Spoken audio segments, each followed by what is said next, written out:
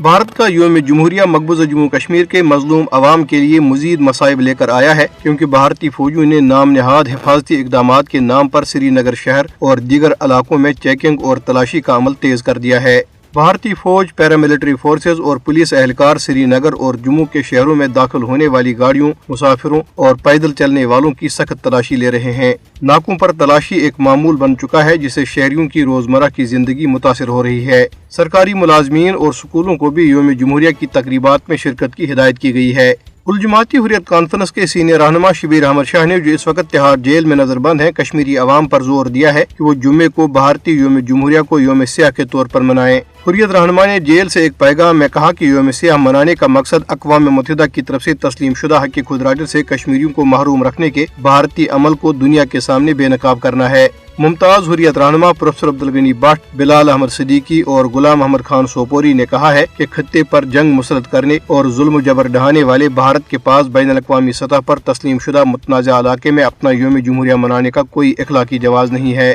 تعلیم کے عالمی دن کے موقع پہ جاری کی گئی ایک رپورٹ میں مقبوضہ جموں کشمیر کے لوگوں کو تعلیم تک رسائی میں درپیش مشکلات کی نشاندہی کی گئی ہے۔ طویل عرصے سے جاری تنازع اور بھارتی پابندیوں کی وجہ سے کشمیری طلباء کا تعلیم کا حق واضح طور پر متاثر ہوا ہے، جبکہ بھارتی فوجی کشمیری طلباء کو ہراساں کرنے کے علاوہ ان کی تزلیل بھی کرتے ہیں۔ 5 اگست 2019 سے تعلیمی اداروں کی طویل بندش، مسلسل فوجی آپریشنز، چھاپوں اور پابندیوں نے خطے میں تعلیمی نظام کو درہم برہم کر کے رکھ دیا ہے۔ دری اسنا لیگل فورم فار کشمیر کے ایگزیکٹو ڈائریکٹر ایڈوکیٹ ناصر قادری نے ایک رپورٹ میں کہا ہے کہ بھارت مقبوضہ علاقے میں کشمیریوں کی منظم اور ادارہ جاتی بنیادوں پر نسل کشی کر رہا ہے۔ رپورٹ میں مسلم اکثریتی خطے میں آبادی کا تناسب تبدیل کرنے کے لیے مودی حکومت کی طرف سے متعارف کرائے گئے قوانین، پالیسیوں اور طرز عمل کا تجزیہ پیش کیا گیا اور کہا گیا کہ بھارت نے بین الاقوامی قانون کی دھجیاں اڑاتے ہوئے لوگوں کی املاک پر جبری قبضے، اس کی تباہی اور گرفتاریوں کو قانونی قرار دیا ہے۔